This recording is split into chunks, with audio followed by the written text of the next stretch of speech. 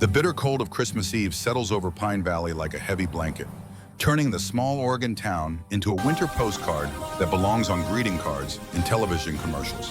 Streetlights cast orange pools on fresh snow. Houses glow with colored lights in warm windows that look almost alive with the families moving behind them. Inside those homes, people gather around trees and tables, their laughter muffled by walls and falling snow, their voices raised in carols and celebration. But inside the Hayes house on Willow Street, there is no laughter. There is only fear. 10-year-old Ethan Hayes crouches under his bed, his small hands clutching a worn sketchbook like it might protect him from what is coming. His red hair falls across his face like a curtain he can hide behind, though he knows it will not work. It never works. Through the floorboards, he hears his father's heavy footsteps moving through the kitchen below. The clink of bottles, the scrape of a chair, the low, angry muttering that always comes before the storm. His fingers trace the edge of his latest drawing, a bird in flight, wings spread wide against an open sky. He had spent 3 days getting the feathers just right, each line precise and careful, the way his mother taught him before the cancer took her 3 years ago. Drawing is the only time his hands do not shake, the only time he can breathe without counting each breath, the only time he feels like maybe he matters. The stairs creak. Ethan's whole body goes rigid. He knows that sound, knows the weight behind it, knows what comes next. His father's voice cuts through the thin walls, sliding together thick with whiskey and rage. "Ethan, where are you, boy?" He presses himself flatter against the cold floor, making his body as small as possible. Maybe this time his father will forget. Maybe this time he will just pass out on the couch like he sometimes does. Maybe this time will be different. The bedroom door slams open, boots on hardwood. The smell of alcohol and sweat fills the small room. The air itself seems to shrink. "I know you are in here." Nolan Hayes' voice is dangerously quiet now. "Come out." Ethan does not move. Cannot move. His heart hammers so hard he thinks it might crack his ribs. His breath comes in short, shallow gasps that he tries to muffle against his arm. A rough hand grabs his ankle, yanks him out from under the bed. The sketchbook flies from his grip, pages scattering across the floor like wounded birds trying to escape. Ethan's head hits the bed frame, and stars explode behind his eyes. The room tilts. His ear rings with a high, thin sound. What is this? Nolan picks up one of the drawings. His bloodshot eyes scan the page, and something dark crosses his face. It is a portrait of Ethan's mother. Dead 3 years now, but alive on the page. Smiling, whole, the way she looked before the sickness hollowed her out, drawing pictures while I am out working. Nolan's laugh is ugly, bitter. "Think you are some kind of artist? Dad, please." Ethan's voice is barely a whisper. It is just... Nolan rips the drawing in half, then in half again. The pieces flutter to the floor like broken promises. No, the word tears from Ethan's throat. He reaches for the torn pieces, but his father is already grabbing more drawings, tearing them, destroying weeks of work, months of careful lines and shading and hope. Each rip sounds like something breaking inside Ethan's chest. "You are worthless."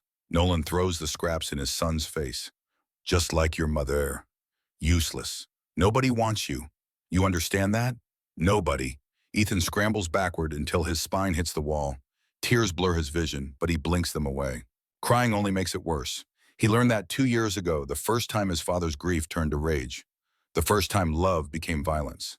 Nolan reaches for him. His hand closes around Ethan's thin arm, fingers digging in hard enough to bruise, to mark, to claim ownership of pain. "Look at me when I am talking to you." Ethan looks. He has to. His father's face is red and twisted, features he once knew turned monstrous by drink and loss. This is the man who used to push him on swings at the park, who taught him to ride a bike, who held his mother's hand in the hospital and cried when she stopped breathing. That man is gone, has been gone for a long time, maybe forever. I said, "Look at me." The slap connects with Ethan's cheek. His head snaps to the side. The room tilts. Everything goes white for a moment, then red, then slowly back to normal. Except nothing is normal. Nothing will ever be normal again. That is what you get for wasting time.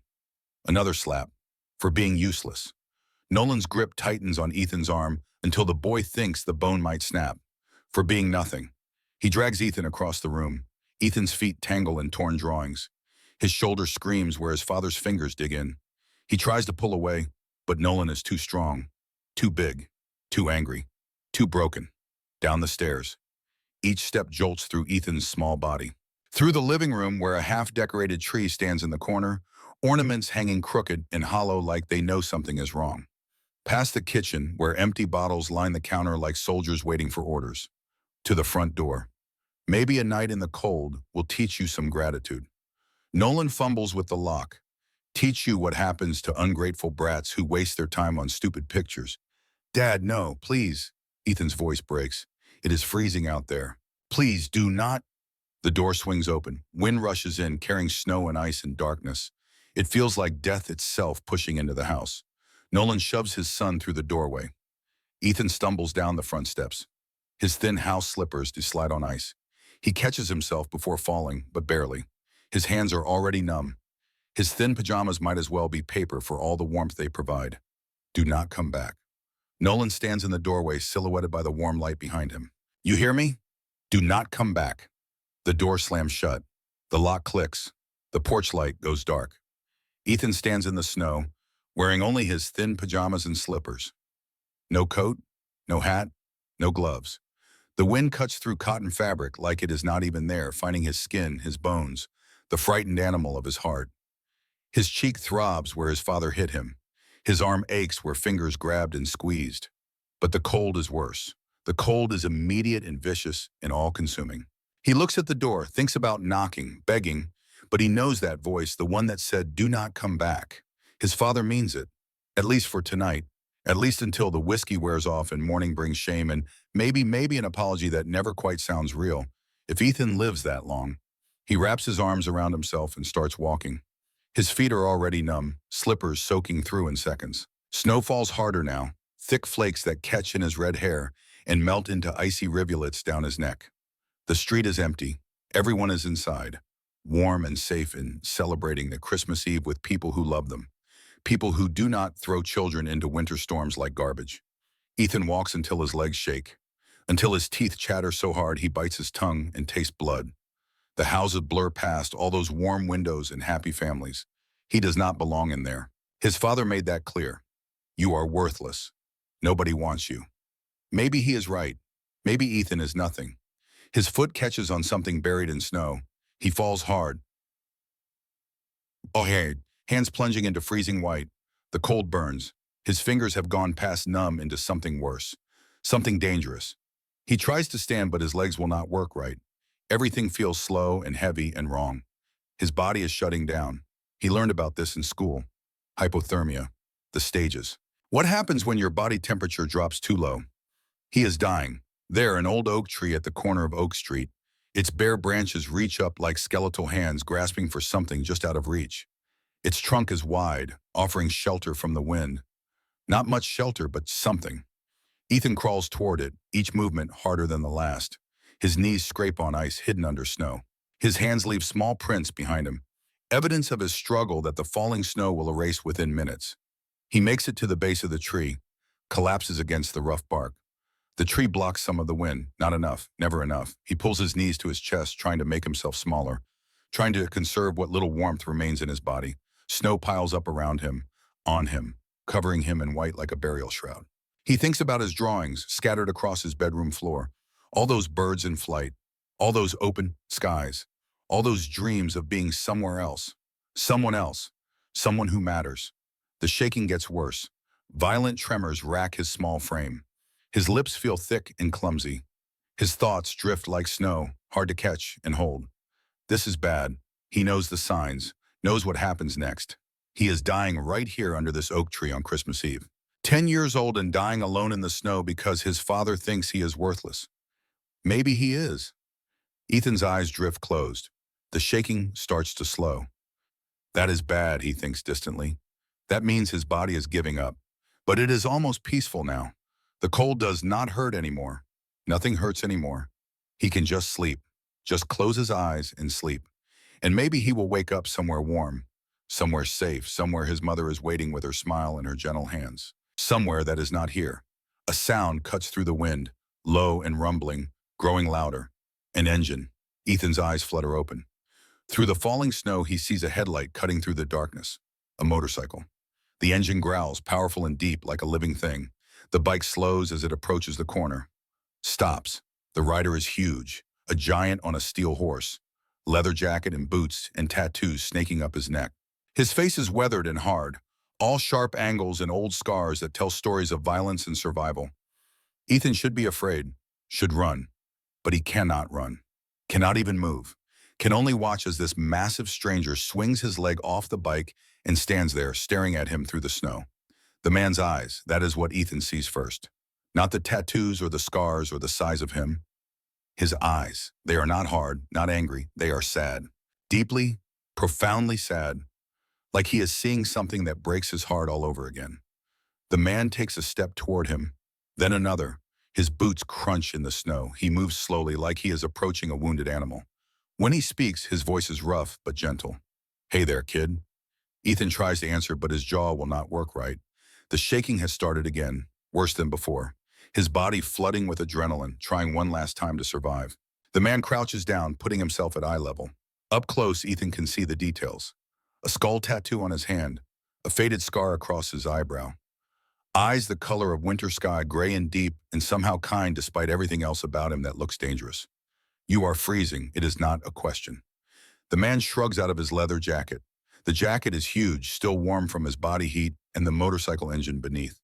He drapes it over Ethan's shoulders like a blanket, like a gift, like something precious. The warmth is immediate and overwhelming. Ethan gasps, his body flooding with sensation as blood tries to flow back into frozen limbs. It hurts. God, it hurts. But it means he is alive. Still alive. It is okay. The man's voice is steady. "You are going to be okay."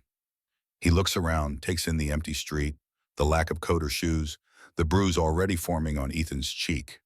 Something dark crosses his face. Anger, but not at Ethan. Never at Ethan. "Can you tell me your name?" Ethan's lips move. Takes 3 tries to make sound come out. Ethan. Ethan. The man nods like that is a good name, a strong name. "I am Ryan, and I think we need to get you somewhere warm. Is that okay?" Ethan should say no. Stranger danger.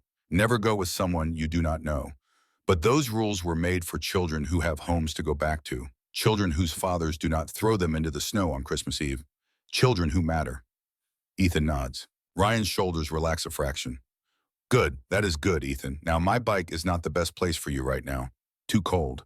But I borrowed my neighbor's truck." He gestures to an old pickup parked down the street, engine running, exhaust visible in the cold air. "Can you walk?" Ethan tries. Gets his feet under him. Takes one step, his legs buckle. Ryan catches him before he hits the ground. His hands are gentle despite their size. Despite the skull tattoo and the scars and everything about him that should be frightening. "Careful. I have got you." He pauses and something vulnerable crosses his face. "Is it okay if I carry you to the truck?" Another nod. Ethan is beyond words now. Beyond fear. Beyond everything except the desperate animal need to survive. Ryan lifts him like he weighs nothing. Cradles him against his chest where body heat seeps through his shirt. His heart beats steady and strong beneath Ethan's ear. Alive. Real. Not a dream conjured by a dying mind. The truck is warm inside. Ryan sets Ethan in the passenger seat, tucks his jacket tighter around the boy's shaking frame. The heating vents blast hot air that feels like needles against frozen skin. Ryan reaches into the back seat and produces a thick blanket. Wool, scratchy, but warm. He wraps it around Ethan over the jacket, cocooning him. "Better?" Ethan nods. The shaking continues, but the edge of panic has dulled. He is not dying. Not right now. This stranger with sad eyes has saved his life. Ryan climbs into the driver's seat, puts the truck in gear. "Let us get you home." Home. The word catches in Ethan's chest. He does not have one of those anymore. Not really. But he is too tired to explain. Too cold and broken and scared. They drive through quiet streets, past houses with lights and warmth and families, past the town square with its massive Christmas tree, past closed shops and empty playgrounds. The truck's heater slowly does its work. Feeling returns to Ethan's fingers and toes in painful waves. Each nerve ending, waking up and screaming. Ryan does not ask questions, does not demand explanations, just drives with one hand on the wheel, the other rubbing warmth back into his own arm, where the cold is starting to bite through his thin shirt. He gave Ethan his jacket, his warmth, a stranger who owed him nothing. The truck turns onto a narrow road outside town. Small houses dot the landscape, spaced far apart. Working class homes with peeling paint and sagging porches. But the lights are on in most of them. Smoke rises from chimneys. People are home. People are safe. Ryan pulls into a driveway in front of a modest one-story house. It is small and weathered, but someone has hung lights along the porch railing. They twinkle red and green against the snow, cheerful and alive. This is my place. Ryan kills the engine. It is not much, but it is warm and safe. You have my word on that, safe.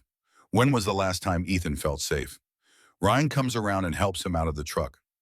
Ethan's feet are bare now, the soaked slippers abandoned somewhere. The wooden porch boards are cold, but not unbearable.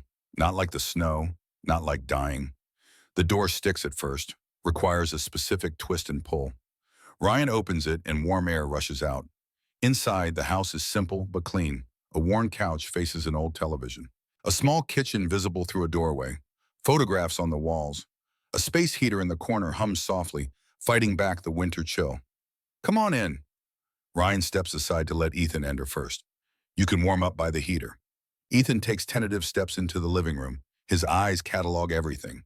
The exits, the windows, the phone on the side table. Survival instincts honed over years of living with an angry drunk. But nothing here feels dangerous. The furniture is old but comfortable. The carpet is worn but clean. The air smells like coffee and motor oil and something else. Something that might be safety. He stands awkwardly in the middle of the room, still wrapped in jacket and blanket. Not sure what to do, where to go. If he is allowed to sit, make yourself comfortable. Ryan moves past him into the kitchen. You should eat something. Get some food in you. I have got soup. Just chicken noodle from a can, but it is hot. The sound of cabinets opening. A pot clanking on the stove. Water running. Normal sounds. Domestic sounds. So different from the crashes and curses that fill his father's house. Ethan perches on the edge of the couch. Does not lean back. Does not relax. Just sits with perfect posture, ready to run if needed. The heat from the space heater washes over him in waves. Feeling continues to return to his limbs in painful tingles. He looks around more carefully now. The photographs on the walls show Ryan with various people. Motorcycle rallies, groups of leather-clad men with hard faces and harder reputations. But one photo stands out. A woman with kind eyes and a bright smile, her hand resting on the handlebar of a motorcycle. She looks happy, alive, loved. That is Olivia. Ethan jumps. Ryan stands in the kitchen doorway, stirring a pot. His voice has gone soft. Was she your wife? Almost. Ryan turns back to the stove. Long time ago now. There is a story there. Ethan can hear it in the way Ryan's voice catches, but he does not ask. Some hurts are too big for words. The soup heats. Steam rises from the pot, carrying the smell of chicken and salt and something that might be comfort. Ryan ladles it into a bowl, adds a spoon, brings it to the coffee table. Careful. It is hot. Ethan picks up the bowl with both hands. The warmth seeps into his palms. He sips. The hot liquid burns his tongue, but he does not care. It is the first warm thing inside him in hours. His stomach clenches, then accepts the offering. He drinks. Slow sips becoming bigger gulps. The soup disappears fast. Ryan watches from his worn armchair. Not staring, just aware. Making sure Ethan is okay. More? Ethan nods. He should say thank you, should use words, but they feel stuck somewhere between his brain and his mouth. The second bowl goes slower. His stomach is waking up, reminding him he has not eaten since yesterday morning. His father spent the grocery money on whiskey again. There is never enough food. Never enough of anything except anger and alcohol. You can sleep here tonight. Ryan's voice breaks the comfortable silence. The couch pulls out. I have got extra blankets. Bathroom is down the hall if you need it. Sleep. The word feels foreign. Ethan has not slept through the night in months, always waking at every sound, every creak, every footstep, wondering if tonight is the night things get really bad. But his body is exhausted. The warmth and food have made his limbs heavy. His eyelids keep trying to close. Ryan gets up, moves to the hall closet, returns with pillows and blankets, thick ones that look soft and clean. He transforms the couch into a makeshift bed with practiced efficiency. There you go. Bathroom is the second door on the right. Help yourself to anything you need. He starts to leave. Stops. Turns back. Ethan, you are safe here. Whatever happened tonight, whoever hurt you, you are safe now. Okay? Okay. Ryan nods. Disappears down the hall. His bedroom door closes softly at the end of the corridor. Ethan sits on the couch bed. The pillows smell like laundry detergent. The blankets are heavy and warm. Outside, snow continues to fall. But in here, the heater hums. The house creaks in comfortable ways. And for the first time in longer than he can remember, Ethan feels something other than fear. He lies down, pulls the blankets up to his chin. His body sinks into soft cushions. His eyes close. And Ethan Hayes, worthless and unwanted, sleeps. Morning light filters through thin curtains, painting the unfamiliar room in shades of gray and gold. Ethan wakes slowly, his body aching in places he did not know could hurt. His cheek throbs. His arm is tender where fingers dug in, but he is warm. That is the first thing he notices. Warm and dry and alive. The smell of coffee drifts from the kitchen. Ethan sits up, the blankets pooling around his waist. For a moment, he forgets where he is. Then memory crashes back. His father, the snow, the man on the motorcycle. Ryan. He pushes the blankets aside and stands on shaky legs. His slippers are gone, lost somewhere between the oak tree and the truck. His pajamas are wrinkled and stained. He looks terrible. Feels worse. The floorboards creak under his feet. In the kitchen, Ryan stands at the counter pouring coffee into a chipped mug. He is wearing a different shirt today. Black with no sleeves, showing off the full extent of his tattoos. They cover both arms from wrist to shoulder, skulls and flames and words and languages Ethan does not recognize. He should look scary. But the morning light softens his edges, makes him look more tired than threatening. Morning, Ryan does not turn around. How did you sleep? Okay. Ethan's voice is hoarse. There is orange juice in the fridge, or water if you want. Ryan takes a sip of coffee. Figured you are more of a juice kid. Ethan opens the refrigerator. It is sparse inside. Some eggs, bread, a carton of orange juice. The basics. Nothing fancy, but it is more than what sits in his father's fridge, which is usually just beer and condiments. He pours juice into a glass Ryan has set out. Drinks. The cold liquid soothes his raw throat. I need to take you home today. Ryan's words are careful, measured. Your family's probably worried. Ethan's hand tightens on the glass. I cannot go back there. Ryan finally turns. His gray eyes find Ethan's. Why not? Ethan, the name catches in his throat. He threw me out, said not to come back, said I was worthless. He meant it. Who threw you out? My dad. Ethan looks down at his bare feet. He was drunk. He gets mean when he drinks. The silence stretches long and heavy. Did he hit you? Ethan touches his cheek, winces. That is answer enough. Ryan sets down his coffee mug with careful precision. His knuckles have gone white. How long since Mom died? 3 years. The admission feels like pulling glass from a wound. It is not always bad. Sometimes he is sorry. But lately, he trails off. Does not know how to explain the escalation. How the bad days have started outnumbering the good. How last night felt different. Final. You cannot go back there. Ryan's voice is firm now. Decided. Not until we figure something out. But I have to. Ethan's voice is small. He is my dad, and I do not have anywhere else. You can stay here. The words are out before Ryan seems to think them through. Just until things are safe. Until we can, I do not know, talk to someone. The police, social services, someone. Ethan wants to believe him, wants to think he can just stay in this small, warm house with this strange, gentle giant. But he knows how the world works. Kids do not get to choose where they live. Do not get to run away from bad homes just because they want to. You do not even know me. I know enough. Ryan picks up his coffee again, drinks like he needs the fortitude. I know what I saw last night, and I know I cannot send you back there. Not yet. Before Ethan can respond, there is a knock at the door. Ryan tenses. Stay here. He moves to the front door, opens it. A woman stands on the porch in a police uniform. She is maybe 35, with dark hair pulled back and tired eyes that have seen too much. Ryan Mitchell? That is me. I am Detective Sarah Brennan. I need to talk to you about a missing child. Ethan Hayes. He was reported missing last night by his father. We have reason to believe he might be here. Ethan's stomach drops. His father, of course. Playing the victim, the concerned parent, not the drunk who threw his son into a blizzard. Ryan does not step aside. He is here. He is safe. Mr. Mitchell, I need to see him. Confirm he is unharmed. He is unharmed, but I need you to understand something. Ryan's voice drops low. His father beat him. Threw him outside last night without a coat. In the snow. I found him nearly frozen to death under an oak tree. Detective Brennan's expression does not change. Professional. Those are serious accusations. They are facts. Ryan's jaw tightens. Look at his face. Look at the bruises on his arm. Then tell me where the real crime is here. A long pause. Detective Brennan's hand rests near her belt, not on her weapon, but close. I still need to see him. Protocol. Ryan finally steps aside. Detective Brennan enters. Her eyes immediately find Ethan standing in the kitchen doorway. She approaches slowly, kneels down. Hi, Ethan. I am Detective Brennan. Are you okay?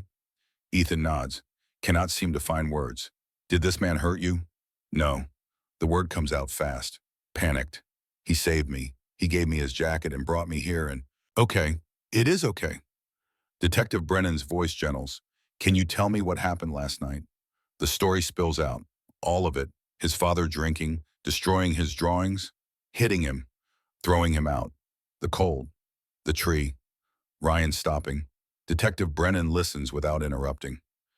Takes notes in a small pad. When Ethan finishes, she sits back on her heels. You did nothing wrong, Ethan. You understand that? None of this is your fault. Ethan nods but does not believe it. If he was better, smarter, quieter, maybe his father would not get so angry. Detective Brennan stands, turns to Ryan. I need to speak with you privately. They step onto the porch. Through the window, Ethan can see them talking. Detective Brennan's face is serious. Ryan's arms are crossed, his body language defensive. The conversation lasts several minutes. Finally, they shake hands. Detective Brennan leaves. Ryan comes back inside. What did she say? She is opening an investigation into your father. Ryan sits heavily in his chair. Into what happened. But she also said there are complications. What kind of complications? Ryan's jaw tightens. Your father works for some bad people, Ethan. People I used to know. People who will not like that you are here with me. Fear spikes through Ethan's chest. The Hell's Angels. Yeah. Ryan looks at him. Really looks. This might get messy. Might get dangerous.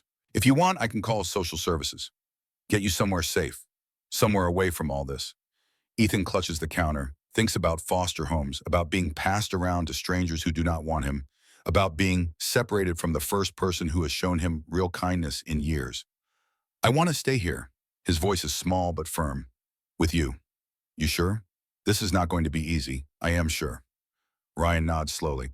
Okay, then we will figure it out. Together.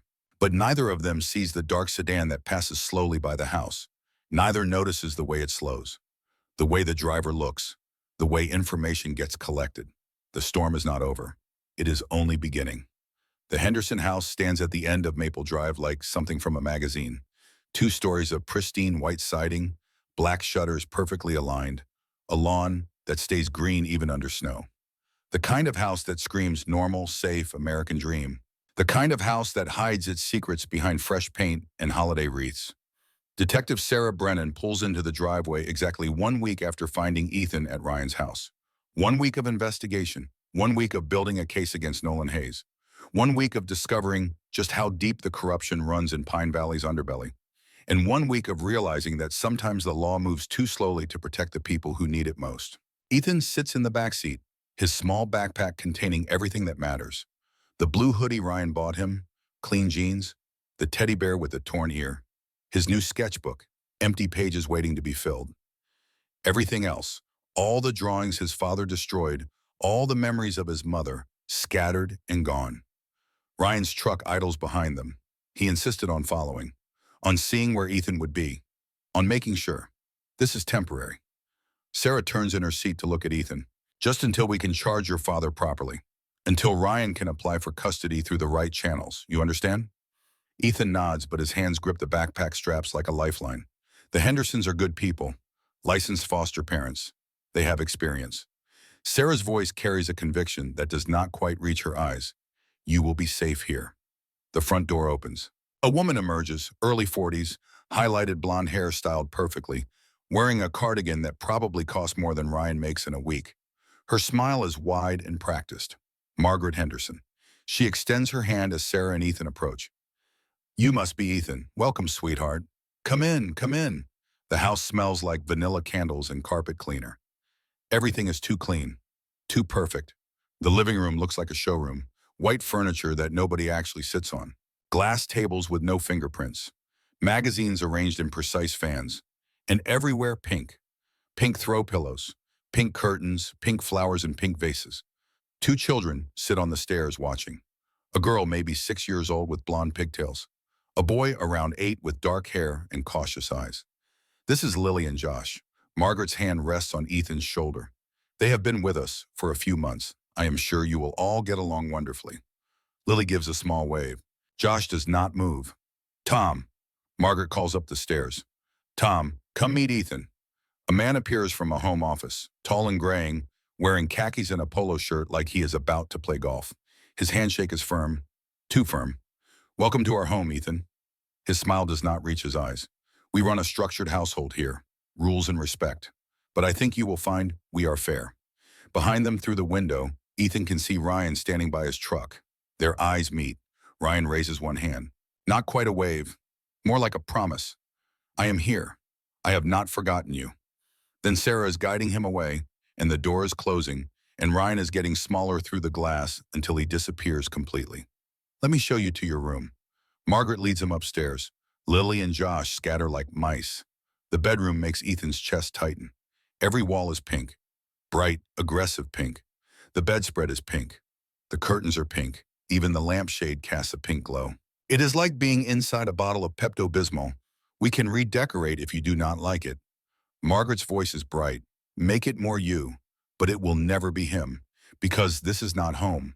This is a way station, a holding cell with pink walls and rules he has not learned yet. It is fine. Wonderful. Margaret clasps her hands together. Now let me go over the house rules. We eat dinner together at 6 sharp. Family time is important. Homework must be completed before any television. Chores are assigned on Saturday mornings, and we use respectful language at all times.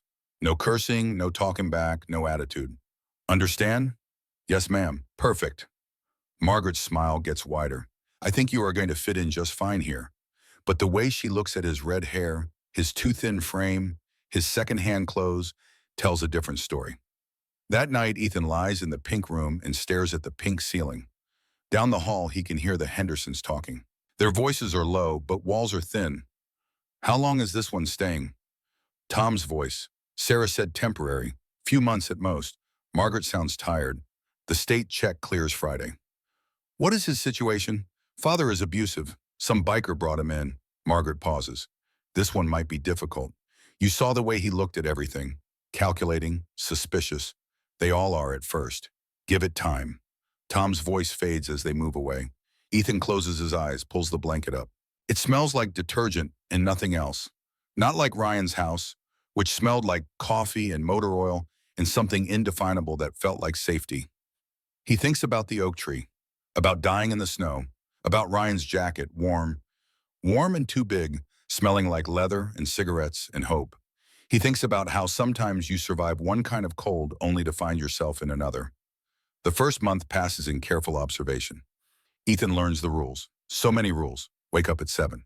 Bed made by 7:15. Breakfast at 7:30. No food in rooms. School, then homework at the kitchen table where Margaret can supervise. Dinner at 6 sharp, everyone present. Television only after 8 and only approved programs. Lights out at 9. At school, Pine Valley Elementary feels like a different planet. Kids with normal problems. Forgotten homework. Playground drama. Who likes who? Ethan sits in the back of Mrs. Patterson's 5th grade class and draws in the margins of his notebook. Birds mostly. Always birds. Always flying away. Mrs. Patterson notices. She is young, maybe 25, with kind eyes and paint stains permanently embedded under her fingernails. She teaches art on Fridays, and when she sees Ethan's drawings, something shifts in her expression. These are remarkable. She crouches by his desk during free period. Have you taken lessons? My mom taught me, before she died. Mrs. Patterson's face softens. She would be very proud of these. At lunch, Ethan sits alone until a boy with glasses and a butterfly net plops down across from him. I am Danny. I like bugs. The boy pushes his glasses up. You are the new foster kid, right? Ethan tenses. Yeah, cool. Danny opens his lunchbox. My mom is a social worker. She says foster kids are just kids who got dealt a bad hand. That does not make them bad kids. It is the first normal thing anyone has said to Ethan in weeks. What kind of bugs? All kinds. But mostly beetles. Danny's face lights up. Did you know there are over 350,000 species of beetles? That is like 25% of all known animal species. And just like that, Ethan has a friend. But back at the Henderson house, things are different. The rules multiply like cells dividing. Do not leave towels on the bathroom floor. Do not use too much soap. Do not take too long in the shower. Do not hum. Do not fidget. Do not draw at the dinner table. Do not draw after 8 p.m. Do not be too quiet. Do not be too loud. Do not, do not, do not. And the consequences for breaking rules start small. A warning, a lecture about gratitude. But they grow. When Ethan draws past 8 p.m., absorbed in sketching a robin, Margaret appears in his doorway like a ghost. What did we say about drawing after 8? I am sorry, I lost track of time. Time management is important, Ethan. Tomorrow you will skip dinner. Use that time to think about following rules. It is just an hour. Margaret's smile never wavers. Just an hour of dinner to help you remember. The next night, Ethan sits in his pink room while the family eats downstairs. His stomach growls. But worse than the hunger is the isolation. The sound of silverware on plates. Normal conversation. Life happening without him. He opens his sketchbook, draws Margaret's face, but something is wrong with it. The smile is there, but the eyes are cold. Dead. He has captured something true. Something she hides beneath the cardigan and the casseroles. He hides the drawing under his mattress. Ryan calls every Sunday at 2 p.m. Margaret supervises, speakerphone on, her presence filling the room. How are you doing, kid? Ryan's voice sounds strained, like he is trying to say more than words allow. Good. I am good. School okay? Yeah. I met a kid named Danny. He likes bugs. That is great. Ryan pauses. You eating enough? Yes. The lie tastes bitter. You drawing? Some. Another pause. Ethan can hear Ryan breathing, can almost see him gripping the phone too tight. I am working on things, Ethan. With Sarah. With the courts. I have not forgotten about you. I know. But when he hangs up, the pink room feels smaller. Tighter, like walls closing in. By month 3, Ethan has learned to be invisible, to fold himself into whatever shape the Hendersons want. Quiet at dinner, helpful with chores, grateful, always grateful, even when gratitude feels like swallowing glass. Lily, the 6-year-old, watches him with big eyes. One night, she sneaks into his room after lights out. Are you scared? Her voice is tiny. Of what? Them. She gestures vaguely downstairs. Mr. and Mrs. Henderson. Ethan considers lying, but something in Lily's face stops him. Number. Not scared, just careful. Me too. Lily sits on the edge of his bed. My last foster home was bad, really bad. This one is better. But it is still not home. Where is home? Lily shrugs. I do not remember anymore. After she leaves, Ethan adds a page to his sketchbook. Not Margaret or Tom this time.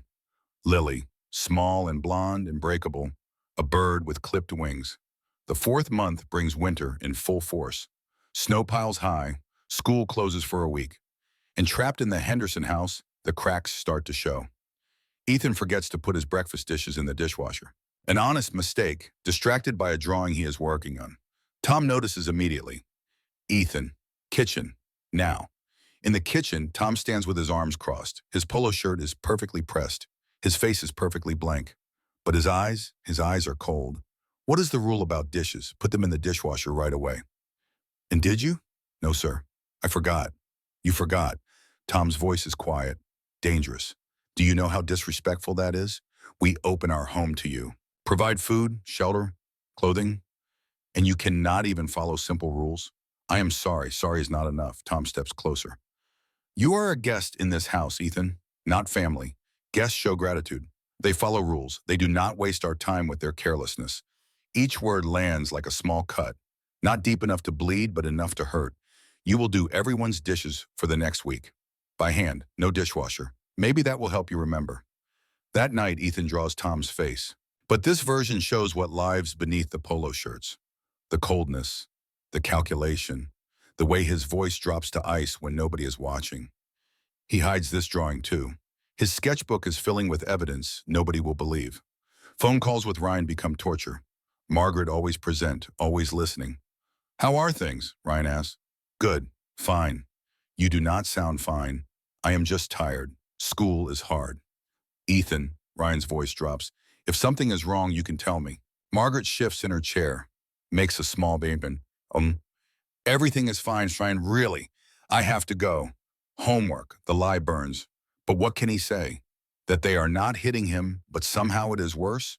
That every day he becomes smaller, quieter, less himself? That the rules are not abused, but they feel like drowning?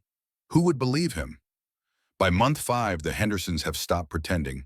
The warm welcome is gone. Now there are only rules and consequences and constant criticism. Your hair is too long, Margaret says at breakfast.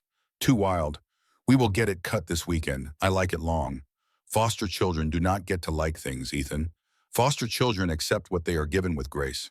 Her smile is sharp. Unless you would rather go somewhere else? Back to your father, perhaps? The threat hangs in the air. Ethan's hand tightens on his fork. No, ma'am. Good boy. Mrs. Patterson notices the change at school. Ethan's drawings have gotten darker, sharper, more desperate. Is everything okay at home? She asked quietly during art period. Yes, ma'am, because if it is not, you can talk to me. I am here to help. But Ethan has learned that adults say they want to help until helping becomes complicated, until it requires paperwork and phone calls and questioning perfect people in perfect houses. Everything is fine. Mrs. Patterson does not look convinced, but she lets it go. Instead, she gives him better paper, darker pencils, small kindnesses that feel like lifelines. Danny notices too. You have gotten really quiet, just thinking a lot. About what? About how many ways a person can disappear while still being visible. Danny does not understand, but he stays close anyway, shares his lunch, shows Ethan his beetle collection, talks about metamorphosis and adaptation and survival strategies. Some beetles play dead when threatened. Danny explains they just stop moving, make themselves small. Wait for the danger to pass. Does it work? Sometimes. Danny pushes his glasses up, but sometimes they still get eaten anyway. In the 6th month, on a gray February afternoon, something inside Ethan breaks. Mrs. Patterson has asked students to draw something that represents hope. Most kids draw rainbows, puppies, their families. Ethan draws a cage, detailed, perfect, with a small door open, but the bird inside is not flying out. It is sitting, waiting, like it has forgotten what freedom means. Mrs. Patterson stares at the drawing for a long time. Can we talk after class? After the other students leave, she sits across from him. Her eyes are sad. Ethan, this drawing, it is brilliant, but it is also heartbreaking. It is how I feel at the Henderson house. He nods. Have they hurt you, physically? No, but they hurt you in other ways. It is not a question. Ethan looks at this young teacher who sees him, really sees him, and something loosens in his chest. They are not bad people, he says slowly. They follow all the rules, feed us, keep the house clean, but it feels like prison. Pretty prison, but still prison. Mrs. Patterson writes something on a piece of paper. This is my cell number. If things get bad, if you need help, you call me, day or night, okay? Ethan takes the paper, folds it, hides it in his shoe. That night, Margaret does a room inspection. She finds the drawings hidden under Ethan's mattress. Page after page of faces. Her face, Tom's face, the coldness captured in graphite in shadow.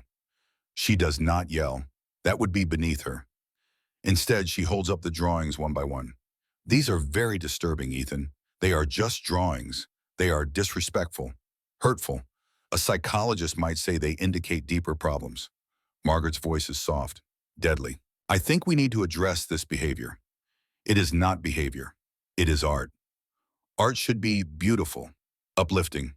This, Margaret gestures at the portraits, this is dark, troubled, the kind of thing that makes people worry about you. She confiscates all his art supplies. No drawing for 2 weeks. Time to think about appropriate expressions of creativity.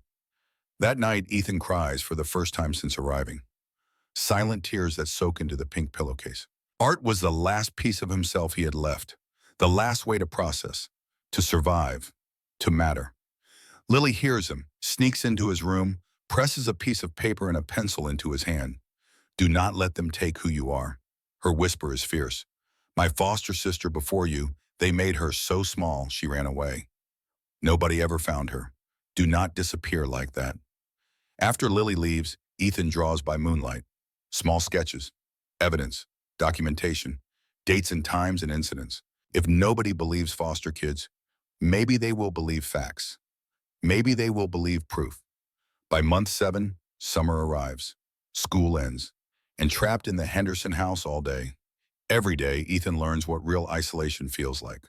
The rules expand to fill the time. Chores from morning to night. Weeding the garden, cleaning windows, organizing the garage. And when the work is done, sitting quietly. Reading approved books. Being seen but not heard. Ryan's calls become weekly torture. I miss you, kid. Miss you too. Sarah says we are close. Few more weeks of investigation, then we can start the custody process. But few more weeks becomes a month, becomes 2. The system moves slowly. And every day Ethan becomes less himself. Danny calls sometimes, wants to show Ethan his new beetle specimens.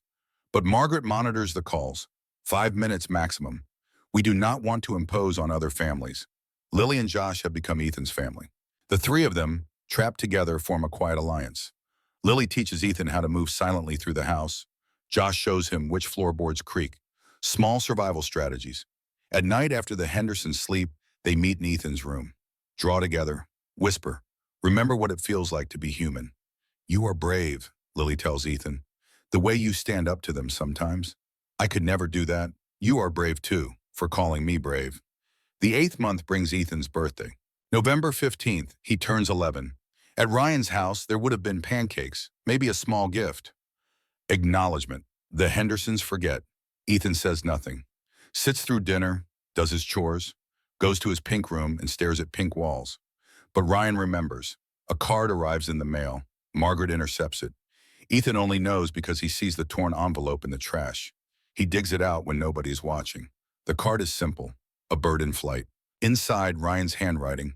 Rough, but careful. 11 years of being amazing. I am proud of you. I have not forgotten. I will never forget. Hang on, kid. I am coming for you. Ethan hides the card between his mattress and box spring. Reads it every night. Proof that someone somewhere remembers he exists. The 9th month breaks him. It is a Saturday. Chores day. Ethan is assigned to clean the garage. He works steadily, organizing tools, sweeping floors. But he is also drawing. Small sketches on scrap paper. A habit he cannot break. A need deeper than obedience. He loses track of time.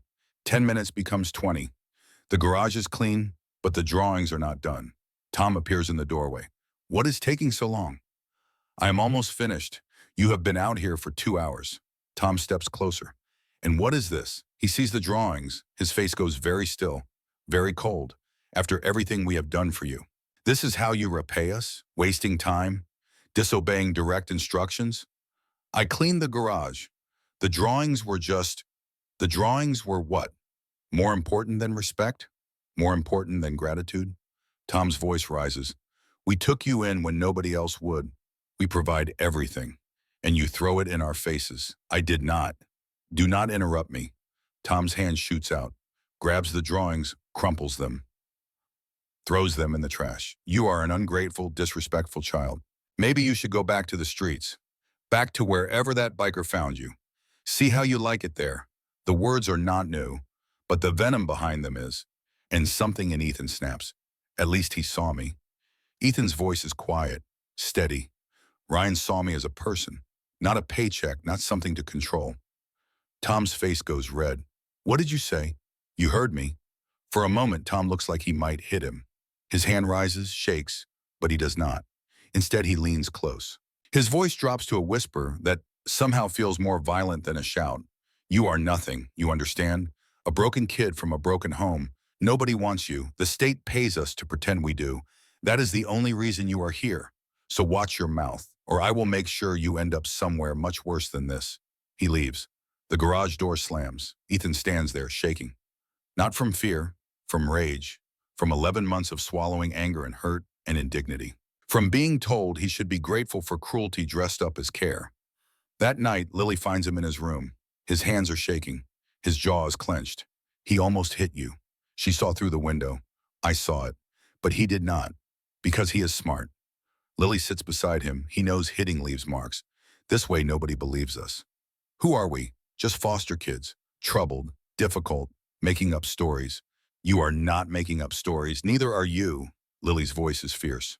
But nobody listens to kids like us. She is right. And that night, Ethan makes a decision. If nobody listens to words, Maybe they will listen to evidence. He starts documenting everything.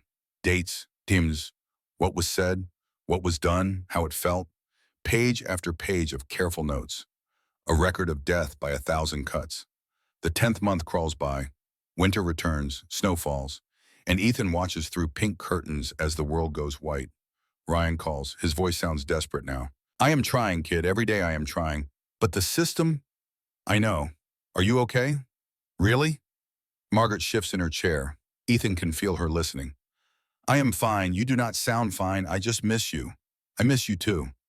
Ryan's voice cracks. But I promise I'm going to fix this. After the call, Ethan goes to his room, lies on the pink bed, stares at the pink ceiling, and for the first time in months, he lets himself imagine running. Just walking out the front door and never coming back. But where would he go? He is 11. It is winter. He has nowhere. He is trapped. The 11th month, December, brings Christmas approaching and bitter cold memories of a year ago. The oak tree, the snow, Ryan's jacket. The moment everything changed. And on a Friday night, when Tom explodes over Ethan finishing chores 10 minutes late, when his voice rises and his face goes red, and he towers over this small boy with nowhere to run, something shifts. Lily is watching from the doorway, Josh beside her, and Lily remembers what the social worker told her 2 years ago when she entered the system. If you ever feel unsafe, call this number. That night, after the Hendersons sleep, after Tom has screamed himself hoarse and Margaret has delivered another lecture about gratitude, Lily takes the phone from the kitchen. Her hands shake as she dials. Detective Brennan? Her voice is tiny. This is Lily. From the Henderson house. I need help. Ethan needs help. Please come. Sarah is there in 20 minutes. She brings backup. Knocks on the door at 2 in the morning. The Hendersons stumble downstairs in bathrobes, all practiced innocence. What is this about? I received a call about concerns for a child's safety. There must be some mistake. Margaret's smile is strained. All our children are perfectly safe. Then you would not mind if I spoke with them? Of course not. We have nothing to hide. But when Sarah goes upstairs, when she knocks on Ethan's door, she finds him sitting on the floor surrounded by drawings. Months of evidence spread across pink carpet. Portraits and scenes and careful notes. A chronicle of systematic emotional abuse. Tell me about these. Sarah kneels, and Ethan tells her everything. 11 months compressed into one long confession. The rules, the consequences, the coldness disguised as care. The way they made him small. When Sarah comes back downstairs, her face is stone. Pack your things, Ethan. All 3 of you. You are leaving. This is outrageous. Tom starts. We have rights. You had responsibilities. Sarah's voice is ice, which you violated repeatedly. Consider your foster license revoked. Pending investigation. Margaret's mask finally cracks. After everything we have done? Yes. Sarah cuts her off. After everything you have done, exactly. 30 minutes later, Ethan stands on the porch with one small backpack. Lily and Josh beside him, also carrying their meager belongings. The first snow of December falls soft and gentle. Not threatening this time. Just winter being winter. Sarah's car idles in the driveway, but behind it, another vehicle. A truck Ethan would recognize anywhere. Ryan climbs out, crosses the lawn, drops to his knees in front of Ethan. I am sorry. His voice breaks. I am so sorry it took this long. Ethan drops his backpack, falls into Ryan's arms, and for the first time in 11 months, he cries. Really cries. All the fear and hurt and loneliness pouring out. You came. He sobs into Ryan's shoulder. You actually came. Ryan holds him tighter. I promised, did I not? I am here. And this time I am not letting you go. Behind them, through the Henderson house window, Margaret watches. Her face is twisted. Not with guilt, with anger. With the rage of someone whose perfect facade has cracked beyond repair. But Ethan does not see her. He is already gone. Already home. The week before the custody hearing passes in a strange suspension of time. Ethan is back in Ryan's house, back in the small bedroom with plain walls and a window that shows stars. Back where the air smells like coffee and motor oil and something indefinable that feels like coming home. But uncertainty hangs over everything like a foil that will not lift. Detective Sarah Brennan sits at Ryan's kitchen table on a cold Monday morning, files spread before her like evidence of how complicated salvation can be. Her coffee has gone cold, untouched. The Hendersons are fighting back. Her voice is tired. They have a good lawyer, clean record, and they are painting Ethan as troubled, difficult, a child who makes false accusations. Ryan's jaw tightens. His knuckles go white around his own coffee mug. Those drawings are not false accusations. They are documentation. I know. Sarah rubs her face. But a judge has to weigh evidence. Your criminal record versus their clean one. Your single status versus their stable marriage. Your past with the Hells Angels versus their years of licensed foster care. So what are you saying? Sarah meets his eyes. I am saying this is going to be hard. Harder than it should be. And I need you to be prepared for that. In the living room, Ethan sits on the couch with his sketchbook. He can hear every word, can feel the weight of adult complications pressing down on his small shoulders. He draws without seeing, his pencil moving across paper in familiar patterns. Birds. Always birds.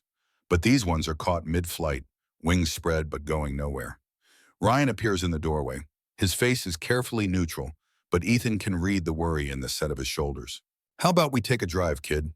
They drive through Pine Valley in Ryan's truck, heater blasting against December cold. Ryan does not speak for a long time, just drives past familiar streets. Past the oak tree where everything changed.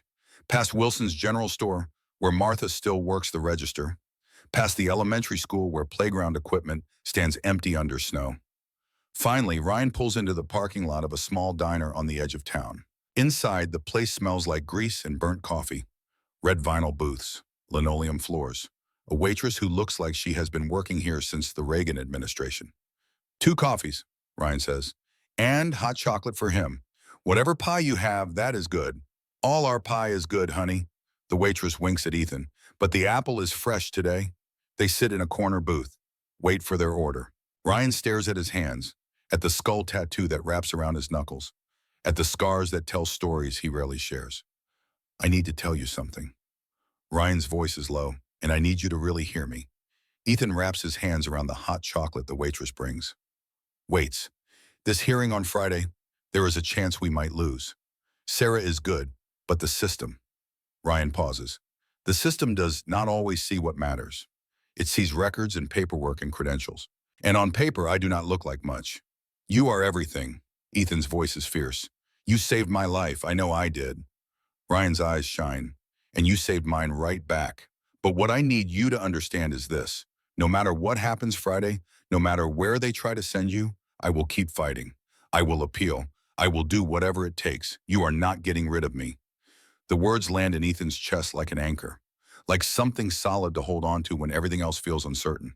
Promise? Ryan reaches across the table, takes Ethan's hand in his much larger one. The contrast is stark. Man and boy, survivor and survivor. Family built not from blood, but from choice, I promise. They eat apple pie in silence. Outside, snow begins to fall. But inside the diner, with its harsh lights and worn booths, something settles.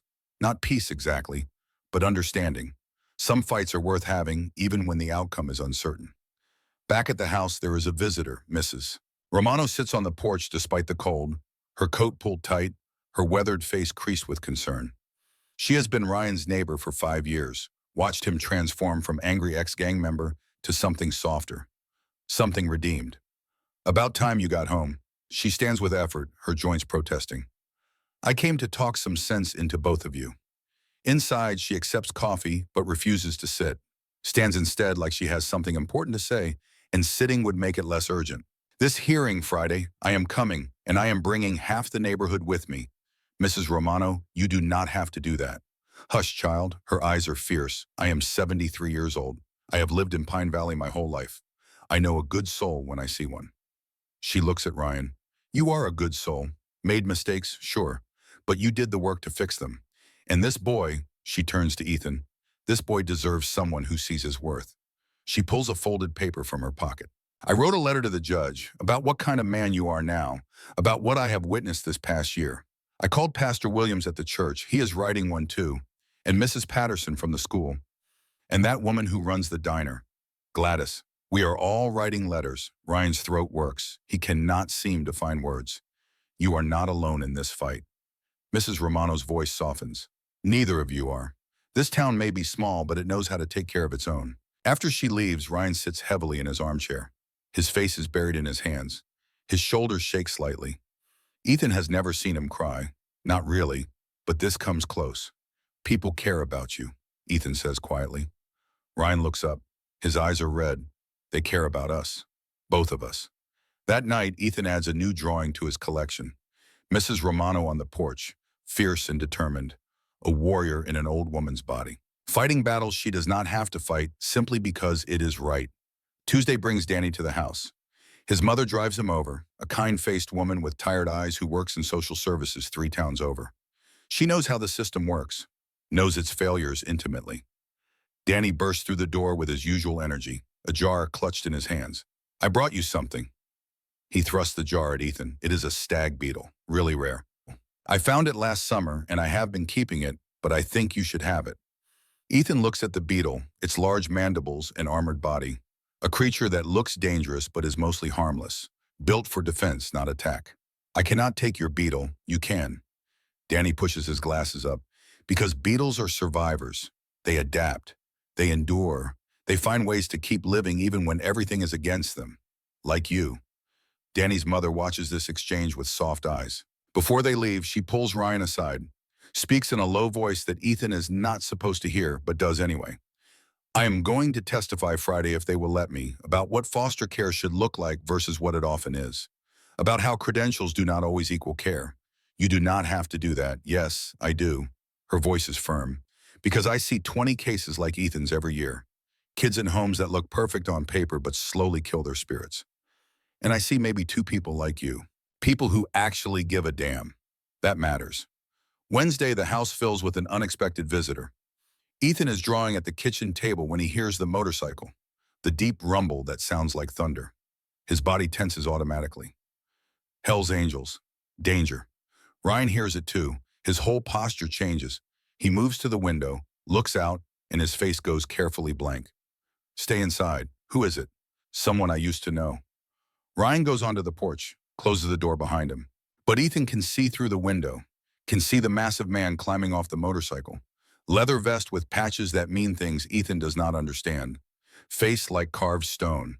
This is Cole Blackwood, Ryan's old lieutenant, the man who's been watching the house for months. Ethan expects violence, expects threats. But instead, the 2 men stand facing each other in falling snow, and something passes between them, not anger, something else. Something that looks almost like understanding. The conversation lasts 10 minutes. Cole hands Ryan a folder. Thick, official looking. Ryan's face goes through a series of expressions. Shock, confusion, something that might be hope. When Cole rides away, Ryan stands on the porch for a long time. Just stands there holding the folder and staring at nothing. Finally, he comes inside. His hands are shaking slightly. "What was that?" Ethan asks. "That was redemption." Ryan's voice is strange. His and maybe mine too. He opens the folder. Inside are documents, police reports, witness statements, financial records, evidence of Nolan Hayes' involvement in drug trafficking, evidence of the Hells Angels operation in Pine Valley, evidence that could send multiple people to prison for years. "Cole did this?" Ethan breathes. Ryan nods slowly. "He has been working with Sarah for weeks, undercover, building a case. And this," Ryan taps the folder, "this is everything she needs to charge your father, to get him off the streets for a long time. But why would Cole do that?" Ryan sits heavily, looks at Ethan with those winter sky eyes. "Because Cole has a daughter, Mia. She is 13 now. He lost custody 8 years ago when he went to prison. Gang-related charges. When he got out, she was gone. Adopted by another family. He has not seen her since." Ryan's voice gets quieter. "He said watching me try to keep you made him remember why he wanted to be better. Made him realize he was on the wrong side. That sometimes the people who look dangerous are actually the safest, and the people who look safe are the real threat. Is he going to get in trouble for helping? Probably." Ryan closes the folder, "But he said some things are worth the consequences. Said to tell you," his voice catches, "said to tell you that you helped save more than just yourself." That night, Ethan cannot sleep. He thinks about Cole, about a man who chose to destroy his own world to help save someone else's, about how redemption sometimes looks like loss before it looks like winning. He draws Cole on his motorcycle, but in the background, barely visible, a small figure of a girl, Mia, watching her father finally become someone worth knowing. Thursday, the day before the hearing, Sarah returns with news. Nolan Hayes has been arrested. The evidence Cole provided, combined with months of investigation, was enough. He will be charged with drug trafficking, child endangerment, assault. The list goes on. Where is he now? County jail. Sarah's voice is carefully neutral. He asked to make a statement to the court tomorrow. The judge granted it. Ryan's face darkens. Absolutely not. He does not get to. It is Ethan's choice. Sarah cuts him off, looks at the boy. If you want to hear what he has to say, you can. If you do not, you can refuse. But the judge thought it might provide closure. Ethan thinks about his father, about the man who taught him to draw, who held his mother's hand in the hospital, who became a monster when grief broke him in ways he could not fix. Does he want closure? Does such a thing even exist? I will hear him. The words surprise even Ethan, but I do not have to forgive him. No, Sarah's voice is gentle. You do not. That night, Ryan and Ethan sit on the porch despite the cold. The stars are out, sharp and clear in winter sky. Ryan smokes a cigarette, a habit he quit years ago but resurrected tonight out of nervousness. Whatever happens tomorrow. Ryan exhales smoke into dark air. Whatever the judge decides. You are my son. Maybe not on paper yet, but in every way that counts. Ethan leans against Ryan's shoulder. The leather jacket smells like cigarettes and cold and home. I know. They sit in silence. Two survivors holding on to hope like a lifeline in dark water. Tomorrow will bring answers. But tonight they have this, the porch, the stars, each other. Friday morning arrives cold and bright. Ethan puts on the clothes Ryan bought him months ago, the blue hoodie, clean jeans. He looks at himself in the mirror and barely recognizes the boy staring back. 11 years old, but eyes much older. Hair still red, but cut shorter now. Thin, but not starving. Alive, despite everything that tried to kill him. The courthouse is smaller than he expected. Pine Valley only has one, handles everything from traffic tickets to custody cases to actual crimes. Judge Morrison's courtroom is wood-paneled and formal, but somehow still feels small town.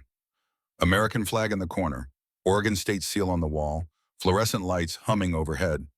The Hendersons sit on one side with their lawyer, Ms. Vance, a sharp-faced woman in an expensive suit. They look respectable, concerned, like people who care deeply about children. Ryan and Ethan sit on the other side with Sarah. No lawyer for them, cannot afford one. Just truth and hope, and a community that showed up anyway.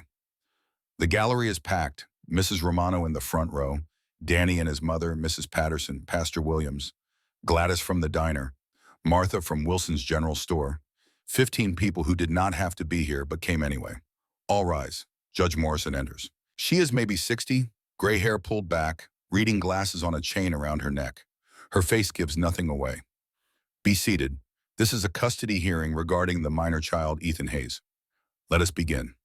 Ms. Vance stands, presents the Henderson case with practiced efficiency, how they are licensed foster parents with years of experience, how they provided Ethan with a stable home, regular meals, educational support, how children from traumatic backgrounds often make false accusations because they have not learned to trust appropriate authority figures. Ethan's drawings are dismissed as the products of a troubled mind. His documentation is reframed as evidence of his difficulty adjusting. Even Lily's emergency call is explained away as a misunderstanding, a child overreacting to normal parental discipline. Ms. Vance paints a picture of the Hendersons as victims. Good people trying to help a damaged child who repays their kindness with lies. When she finishes, the courtroom is silent. It sounds convincing. On paper, it probably is convincing. Then Sarah stands. Your Honor, I would like to call Ethan Hayes to the stand. Ethan's legs feel like water, but Ryan's hand on his shoulder steadies him. You can do this, Ryan whispers. Tell them the truth. The witness stand is higher than Ethan expected. He has to climb up, settle into the chair. Face the courtroom full of people watching him. State your name for the record. Ethan Hayes. Ethan, I need you to tell the judge about your time at the Henderson house. Sarah's voice is gentle. Start from the beginning. And so Ethan talks. His voice is small at first, uncertain. But as he speaks, it grows stronger. He tells about the rules, the constant criticism, the way love and care were withheld as punishment, the lectures about gratitude, the confiscation of his art supplies, the missed meals, the systematic dismantling of his sense of self. He tells about Lily and Josh, about 3 children learning to survive together, about how they became invisible together because being visible meant being vulnerable. He tells about his 11th birthday, forgotten and discarded like he did not matter. Were you ever physically harmed? Sarah asks. No, but there are different ways to hurt someone. different ways to make them feel worthless. Ms. Vance cross-examines, tries to make Ethan admit he was difficult, that he broke rules, that foster children require structure, but Ethan does not break. I was not difficult. His voice is steady now. I was a child who had been through trauma, and instead of helping me heal, they made the trauma bigger. Made it quieter maybe, but bigger. When Ethan steps down, his hands are shaking. But he did it. He used his voice, made himself heard. Sarah calls more witnesses. Mrs. Patterson testifies about the darkness in Ethan's artwork, the progression from hopeful to desperate over 11 months. Danny's mother testifies about what healthy foster care looks like versus systematic emotional abuse. Mrs. Romano testifies about Ryan's transformation, about the man he has become. Then Sarah does something unexpected. Your Honor, I call Lily Henderson to the stand. Ms. Vance objects immediately. She is 6 years old, too young to testify. But Judge Morrison leans forward, looks at the small blonde girl in the gallery. I will allow it, briefly. Lily climbs into the witness stand. Her feet do not touch the floor. Her voice is tiny, but the courtroom goes absolutely silent to hear it. Can you tell me about Ethan? Sarah asked gently. He was nice to me. Lily's hands twist in her lap. When I was scared, he taught me to draw. He said drawing made bad feelings smaller. Were you scared at the Henderson house? Sometimes. Why? Because if you broke rules, even little rules, there were consequences. And the consequences made you feel bad. Not bad like punishment, bad like you were a bad person. What did Ethan tell you about that? Lily's eyes fill with tears. He said I was not invisible, that he saw me, that I mattered. She wipes her nose. Nobody ever said that to me before. No more questions. Sarah's own voice is thick. Miss Vance has no cross-examination. What can she ask a 6-year-old that will not make her look heartless? As Lily steps down, she walks past Ethan. Their eyes meet. She mouths 2 words. Thank you, Your Honor. One more witness has requested to speak. Sarah looks at her notes. Nolan Hayes, the biological father. He is currently in custody but petitioned to make a statement. The courtroom doors open. 2 officers escort Nolan in. He is thinner than Ethan remembers. Prison orange jumpsuit, hands cuffed, face unshaven. But his eyes, when they land on Ethan, are clear for the first time in years. Sober, aware, devastated. Mr. Hayes, you wish to address the court? Nolan's voice is rough. Yes, Your Honor. I need to say something. To him. He looks at Ethan. If he will listen. Ethan nods slowly. Nolan takes a breath. When your mother died, I died too. Or part of me did. The part that knew how to be human. I drowned that pain in bottles and I took you down with me. What I did to you, throwing you out on Christmas Eve, was not just abuse. It was attempted murder. And I have to live with that. His voice breaks. You survived because a stranger had more humanity than your own father. You survived despite me. Nolan pulls a paper from his pocket. The officer lets him unfold it. I am signing away my parental rights. Effective immediately. You are free, Ethan. Free of me. Free to be adopted by someone who actually deserves you. He looks at Ryan. You see his worth. I never did. You gave him what I could not. Love without conditions. Safety without strings. That makes you more of a father than I ever was. Nolan's eyes shine. I do not expect forgiveness. I do not deserve it. But I need you to know you were never worthless. You were everything. And I was too broken to see it. That is my failure, not yours. The officers lead him away. Ethan watches his father disappear through the courtroom doors. Feels something shift in his chest. Not forgiveness, not love, but understanding maybe. The knowledge that monsters are often just broken people who could not find their way back. Judge Morrison reviews her notes, takes off her reading glasses, looks at the courtroom full of people. This case challenges many of my assumptions. On paper, the Hendersons appear to be model foster parents. On paper, Mr. Mitchell appears to be a risky placement. But as we have heard today, paper does not tell the full story. She looks at the Hendersons. You provided the basics. Food, shelter, education. But you failed to provide what children need most. Compassion, acceptance, the freedom to be imperfect humans. You treated foster care like a business transaction. Children are not transactions. Your foster license is hereby revoked, permanently. Margaret Henderson makes a small sound. Tom's face goes red. Judge Morrison turns to Ryan. Mr. Mitchell, you have a criminal past. But you have also demonstrated genuine transformation. More importantly, you see this child, not as a project or a problem, but as a human being worthy of love. She looks at her papers one more time. Therefore, I am granting immediate temporary custody of Ethan Hayes to Ryan Mitchell. Permanent adoption hearing will be scheduled in 6 months. Conditional upon regular home visits, continued counseling for the child, and proof of stable home environment. The gavel falls. The courtroom erupts. Mrs. Romano cries. Danny punches the air. Ryan pulls Ethan into a hug so tight the boy can barely breathe. We did it. Ryan's voice breaks. We actually did it. Ethan cannot speak, can only hold on and feel the solid weight of someone who chose him, who fought for him, who saw worth where everyone else saw trouble. Outside the courthouse, snow falls gentle and soft. The community gathers around them. Congratulations. Well done. Welcome home. Cole appears at the edge of the crowd. He does not approach, just raises one hand, a salute, an acknowledgement. Then he is gone, riding away to face whatever consequences his choices brought. That night, Ryan makes pancakes. Ethan sits at the kitchen table and draws. But these drawings are different, lighter, a house with warm windows, a man and a boy, found family. 6 months pass like a dream. Ethan returns to school. His grades improve. Mrs. Patterson enters his artwork in a county competition. He wins first place. The local newspaper does a story. Boy who survived now thrives through art. The article brings letters, dozens of them, from other foster kids, from survivors of abuse, from people who felt invisible and found hope in Ethan's story. Ryan helps him answer every letter. Together they sit at the kitchen table and write back. You are not alone. You matter. Keep surviving. In March, Lily and Josh are placed with a new foster family. A real one this time. Ethan visits them. They are happy, healing, getting to be children. In April, Mrs. Romano passes away peacefully in her sleep. The whole town mourns. At her funeral, Ryan learns she left him her house in her will, wants him to have something solid, something permanent, proof that he belongs. In May, Danny captures a rare beetle, names it after Ethan, Ethan Hayes beetle. It makes them both laugh so hard they cry. And in June, they return to court. Same courtroom, same judge. But this time, the atmosphere is completely different. Judge Morrison smiles when they enter, a rare but rare expression.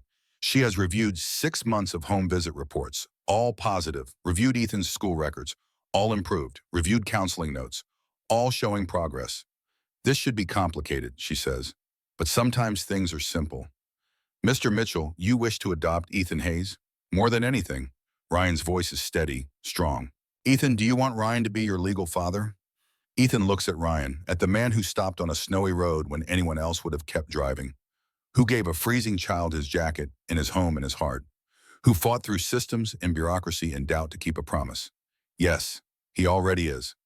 Judge Morrison signs the papers. As of this moment, you are Ethan Hayes Mitchell.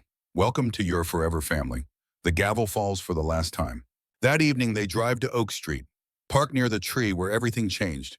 The oak is full of leaves now, green and alive. Branches reaching towards summer sky. 2 years ago, I was dying here. Ethan touches the rough bark.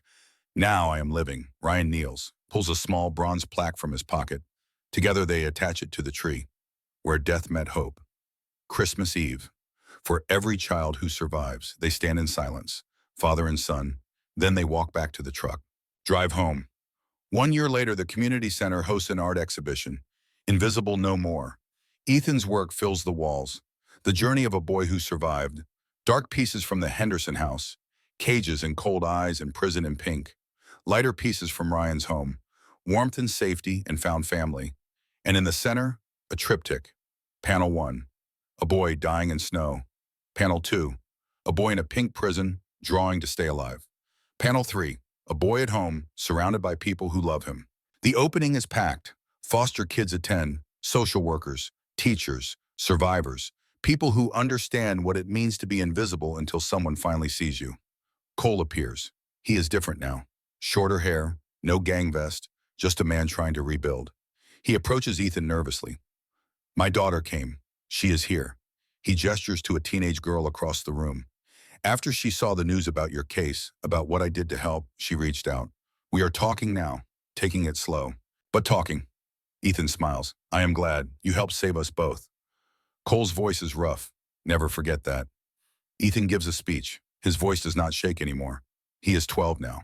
taller, stronger, still thin, still red-haired, still bearing the marks of what he survived, but alive, thriving. I used to be invisible. People looked through me, at me, around me, but never saw me. Art changed that.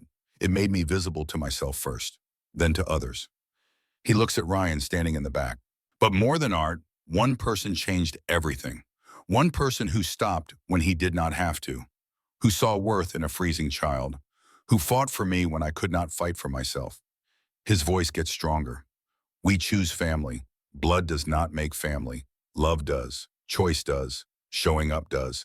And I choose everyone in this room, everyone who has ever felt invisible. You matter. You are seen. Keep surviving. Keep fighting. Keep creating. Because your story is not over yet. The room erupts in applause. Young foster kids approach Ethan after. Tell me your story. Help me feel seen. And Ethan kneels, listens, sees them. That night, Ryan and Ethan sit on the porch of their house. Not Mrs. Romano's old house. Their house. Built from love and choice and stubborn refusal to give up. Stars shine overhead. Summer air is warm and gentle. Inside, the walls are covered with art. Ethan's journey. Their journey. Dad? Ethan says the word naturally now. Like it has always belonged to him. Yeah, kid? Do you think Mom would be proud? Grace, I mean. Ryan looks at the stars. I think she is watching. And yeah, she is proud. What about Olivia? Ryan's voice goes soft. She would say, we found each other exactly when we were supposed to. That broken people can fix each other if they are brave enough to try. Ethan leans against Ryan's shoulder, feels the solid warmth of someone who stays. I am glad you stopped that night. Me too. Ryan's arm comes around his son. Best decision of my life. They sit in comfortable silence. Father and son, survivor and survivor. Two people who found family in the most unlikely place. Inside, Ethan's latest drawing sits on the coffee table. A simple image. A man and a boy on a porch under stars. Below it, just two words. Found home. The stars wheel overhead. The night is warm. And in a small house in Pine Valley, Oregon, two hearts beat in rhythm. Safe, seen, loved, invisible no more.